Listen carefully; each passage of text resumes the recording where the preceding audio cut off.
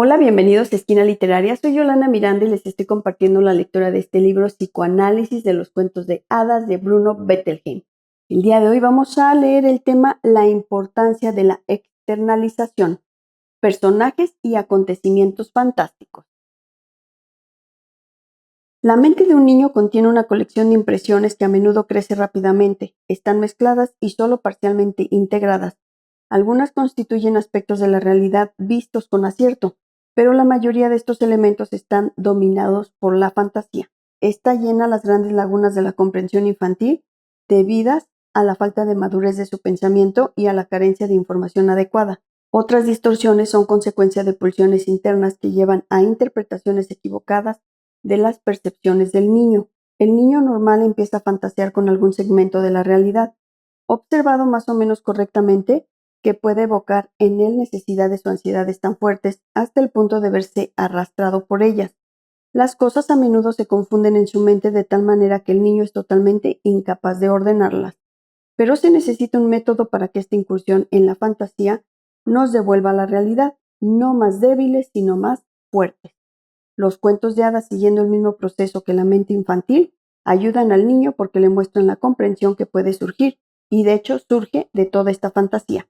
Estas historias, al igual que la imaginación del niño, empiezan normalmente de una manera realista.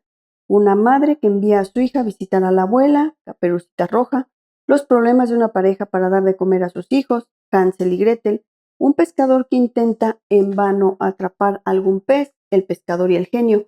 Es decir, el relato comienza con una situación real y de alguna manera problemática. Un niño, enfrentando los problemas y hechos sorprendentes de cada día, es estimulado por su educación a entender el cómo y el por qué, y a buscar salidas válidas a estas situaciones. No obstante, puesto que su racionalidad tiene todavía poco control sobre su inconsciente, la imaginación del niño lo domina bajo la presión de sus emociones y conflictos no resueltos. Cuando surge su capacidad de razonamiento, se ve pronto invadido por ansiedades, esperanzas, temores, deseos, amor y odio que se entrometen en todo lo que el niño empieza a pensar.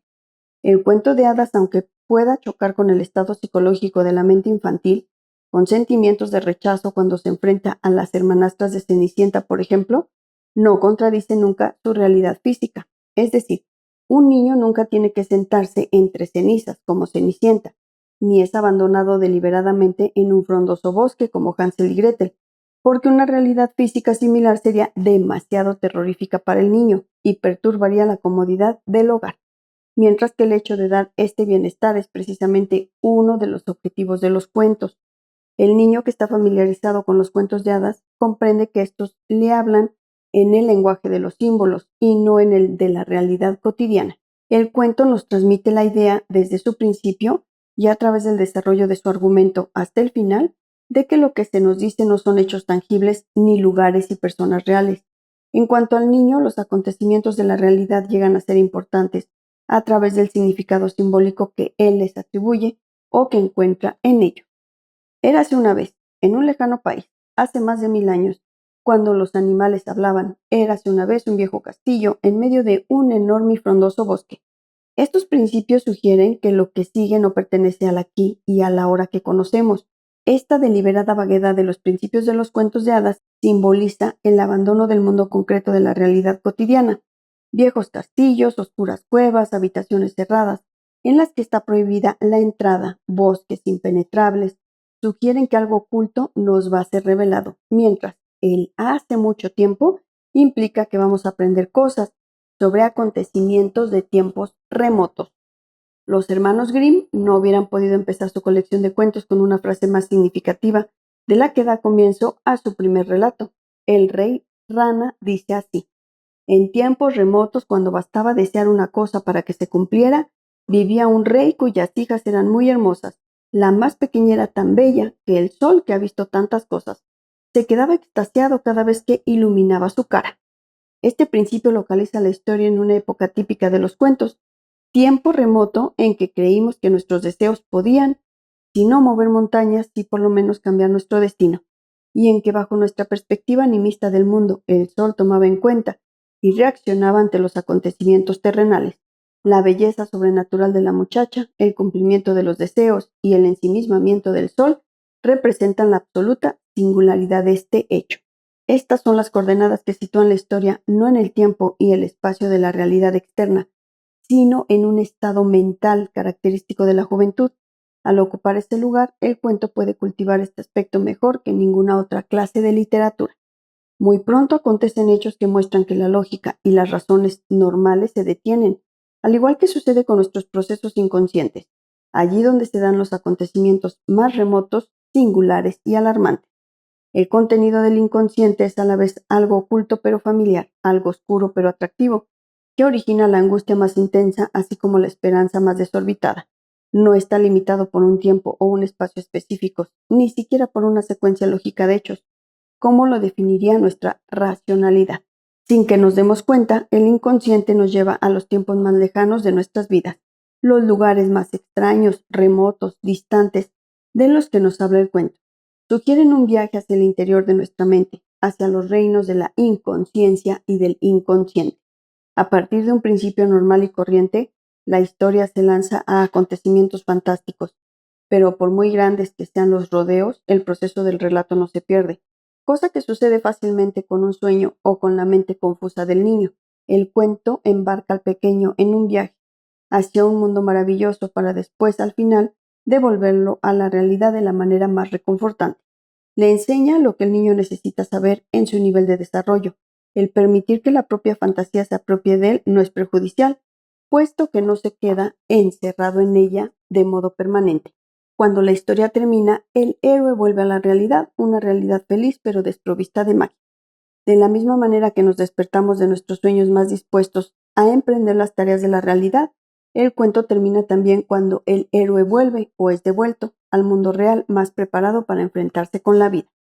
Las recientes investigaciones sobre los sueños han demostrado que una persona a la que no se le permite soñar, aunque pueda dormir, acaba por no poder manejar la realidad, sufre perturbaciones emocionales porque es incapaz de expresar en sueños los problemas inconscientes que la obsesionan. Quizás algún día lleguemos a demostrar experimentalmente este mismo hecho con respecto a los cuentos. Los niños se sienten todavía mucho peor cuando se les priva de lo que estos relatos pueden ofrecerles porque les ayudan a expresar a través de la fantasía sus pulsiones inconscientes. Si los sueños infantiles fueran tan complejos como los de los adultos, normales e inteligentes, cuyo contenido latente está muy elaborado, los niños necesitarían mucho menos de los cuentos. Por otro lado, si los adultos de niños no tuvieran esas historias, sus sueños serían menos ricos en contenido y significado, y no les servirían para recuperar su capacidad de enfrentarse a la vida.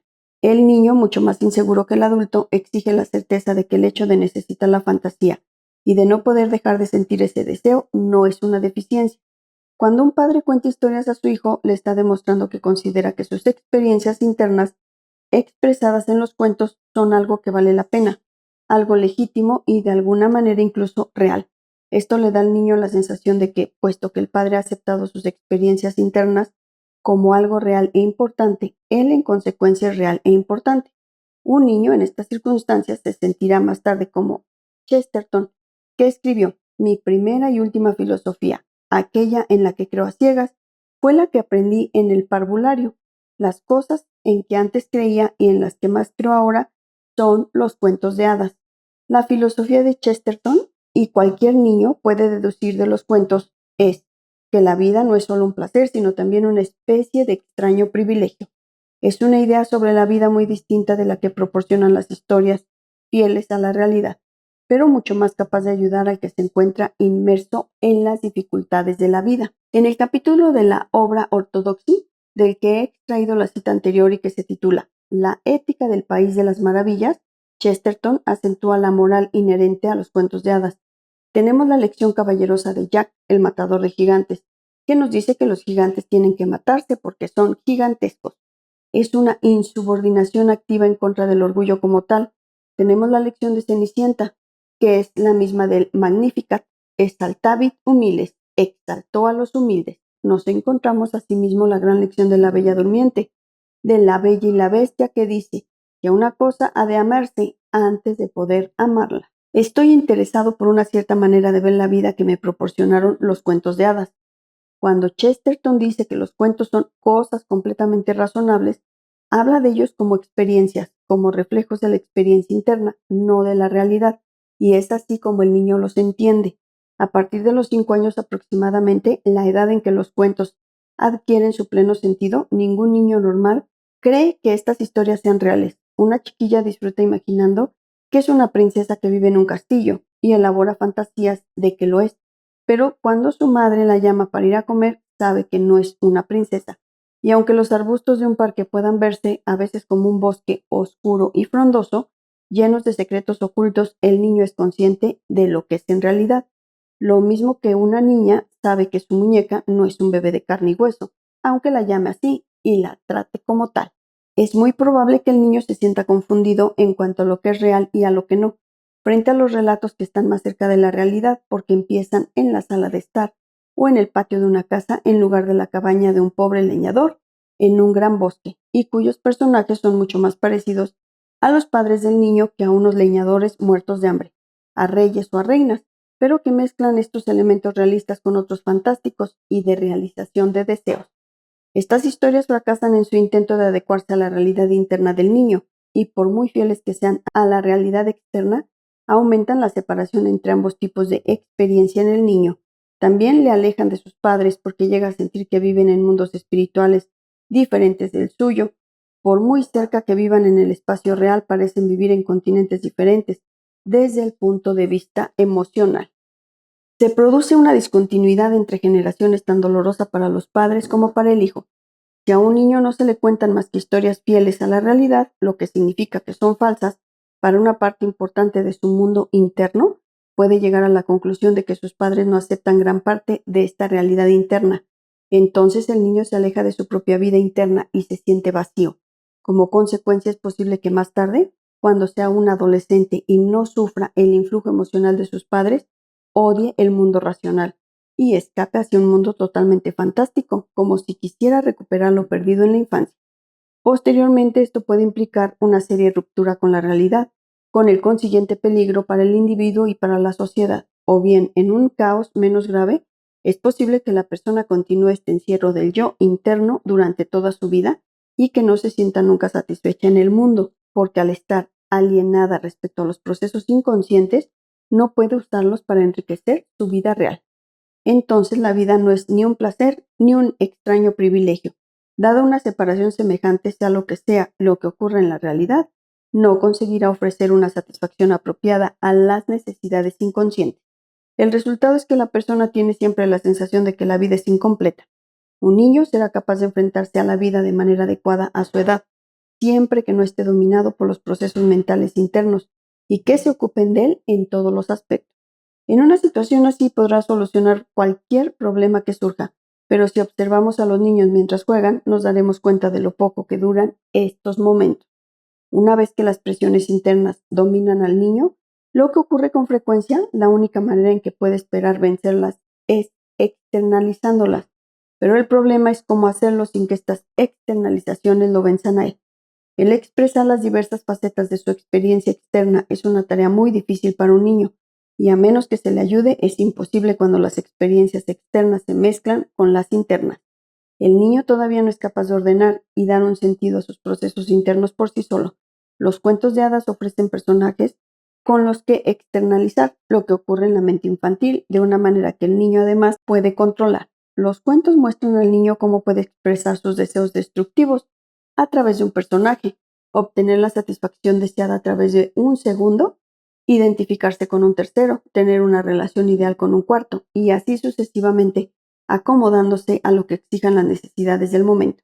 El niño podrá empezar a ordenar sus tendencias contradictorias cuando todos sus pensamientos llenos de deseos se expresen a través de un hada buena, sus impulsos destructivos a través de una bruja malvada, sus temores a través de un lobo hambriento, las exigencias de su conciencia a través de un sabio hallado durante las peripecias del protagonista y sus celos a través de un animal que arranca los ojos de sus rivales. Cuando este proceso comience, el niño irá superando cada vez más el caos incontrolable en que antes se encontraba sumergido. Espero que les esté gustando la lectura de este libro, Psicoanálisis de los cuentos de hadas, de Bruno Bettelheim. Recuerden dejarme sus comentarios, suscribirse al canal, seguirme en mis redes sociales, compartir la lectura, darle like si les gustó. Los espero en el próximo video para continuar con esta y otras lecturas. Muchas gracias por escuchar.